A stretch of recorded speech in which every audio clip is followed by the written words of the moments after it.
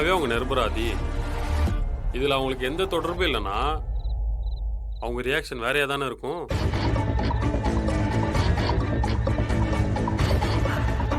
நீங்களே சொல்லுங்க அத்தை, வீராணி எவ்வளவு தைரியமான பொண்ணு, இதெல்லாம் அசால்ட்டா டீல் பண்ணுவாங்க. ஆனா இப்ப வீராணியே பயந்து போயிருக்காங்க.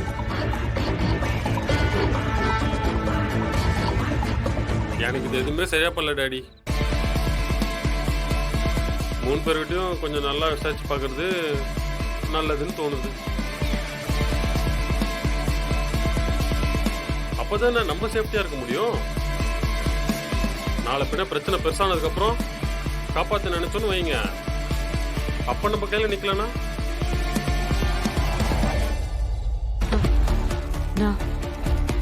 சூர்யா சொல்றதுல ஏதோ உண்மை இருக்கிற மாதிரி தான் எனக்கும் தோணுது. ஒர்க் ஆகுது. ஏன்னா இப்பெல்லாம் அவங்க 3 பேரோட போக்கே கொஞ்சம் விசித்திரமா தான் இருக்கு. அப்பப்ப தனியா கூடி கூடி பேசிக்கிறாங்க. நான் ஏதாவது கேட்டா கூட ஒரு வார்த்தையில தான் பதில் சொல்றாங்க. அப்படியே அவங்க பேசும்போது நான் பக்கத்துல போனாலும் பேச்சு நிறுத்திடுறாங்க. இதெல்லாம் என்னன்னு சொல்றதுண்ணா? என்ன பேசுறது? அதுக்கு இல்லண்ணா, அவன் சொல்றதுலயும் ஏதோ விஷயம் இருக்குன்னு தான் எனக்கும் தோணுது. சூர்யா டாடி, இங்க பாரு, நீ புதுசா இந்த வீட்டுக்கு வந்திருக்க.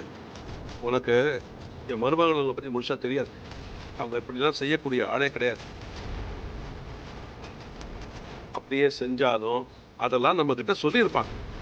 இந்த பாரு, நீ இப்படி எல்லாம் தேவையில்லாமலாம் சந்தேகப்படாத. அது இல்ல டாடி, ஒரு சில விஷயத்த வெளியே சொல்ல முடியாதுல்ல, அந்த மாதிரி கூட இருக்கலாம்ல. இத சொன்னா நீங்க எல்லாம் பயப்படுவீங்க, தப்பா நினைச்சிருவீங்கன்னு அதனால கூட மறைச்சிருக்கலாம்ல.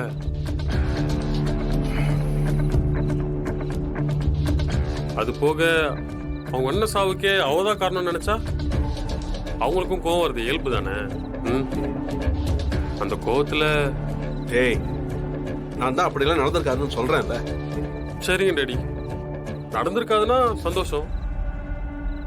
ஏதா இருந்தாலும் வெயிட் பண்ணி பார்ப்போம். ஏய் என்ன ஏய் என்ன பேசிக்கிட்டு இருக்க? என்ன எப்படி பேசுறாங்க? எதுக்கு தேவையில்லாம ஏதோ பேசிக்கிட்டு இருக்க? நான் எதுவும் சொல்லியே, எனக்கு தோணுச்சு சொன்னேன். அப்படியெல்லாம் உனக்கு தோன்றது இஷ்டத்துக்கு சொல்லக்கூடாது.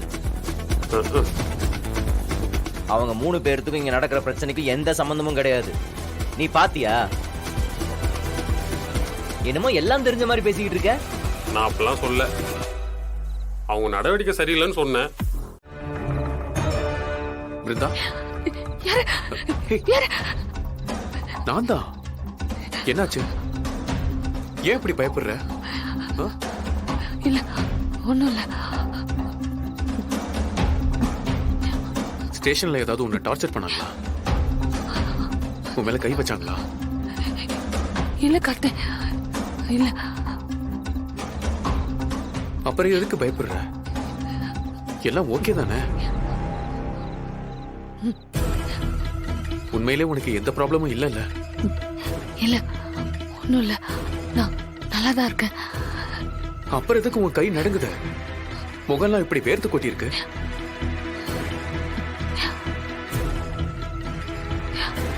பிருந்தா, அந்த விஜயோட சாவுல உனக்கு ஏதாவது சம்மந்தம் இருக்கா?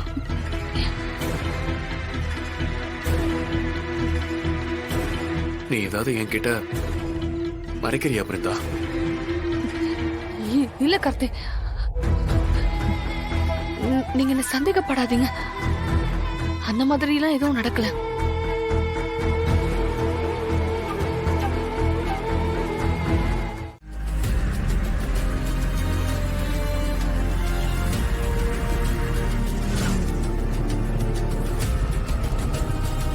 என்ன மாறா, எப்படி இருக்க? எங்க பிரச்சனைக்கு மேல பிரச்சனை, நிம்மதியா வாழ விட மாட்டேங்கிறாங்க. நானே கேள்விப்பட்டேன், உங்க வீட்டுல விஜய்னு ஒரு பொண்ணு இருந்ததா? அந்த பொண்ணு உங்க வீட்டுல இருந்தவங்க சேர்ந்து கொலை பண்ணிட்டாங்களாமே. என்ன நீயே விட்டா குடும்பத்தை அரெஸ்ட் பண்ணி உள்ள வச்சிருவ போல. இல்ல, அப்படி ஸ்டேஷன்ல பேசிட்டாங்க மாறா. அதெல்லாம் ஒரு மண்ணும் பண்ணல. திருட்டு பாய்வுள்ள எங்கேயோ ஒளிஞ்சுக்கிட்டு கேம் ஆடிக்கிட்டு இருக்கு. அப்படியா? எங்க ஒளிஞ்சிட்டு இருக்கு? அது தெரிஞ்சா நான் எதுக்கே உன்னை கூப்பிட போறேன்?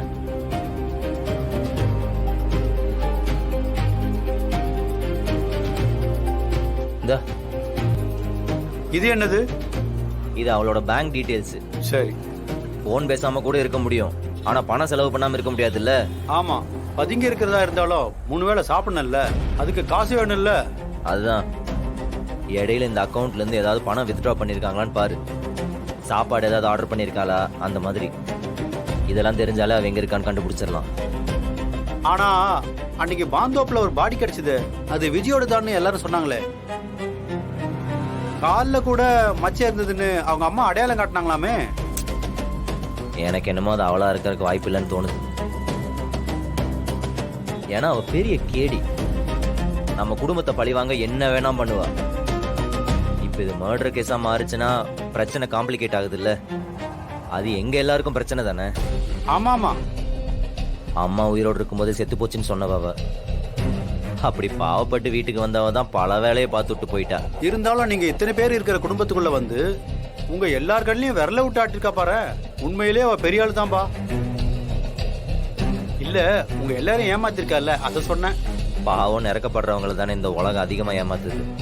இது என்ன புதுசா? சரி, கவனமா விசாரி. சரி மாரா, விசாரிக்கிறேன். அப்புறம் இன்னொன்னு, நீ எனக்கு ஹெல்ப் பண்றது டிபார்ட்மெண்ட்ல வேற யாருக்கும் தெரிய வேண்டாம். அது உங்க மேடம் இருக்காங்களே, அவங்களுக்கு தெரிஞ்சது என் வேலை போயிரும். அதானே? நான் பாத்துக்கிறேன். சரி, கிளம்பு. ஓகே மாரா, நான் வரேன்பா.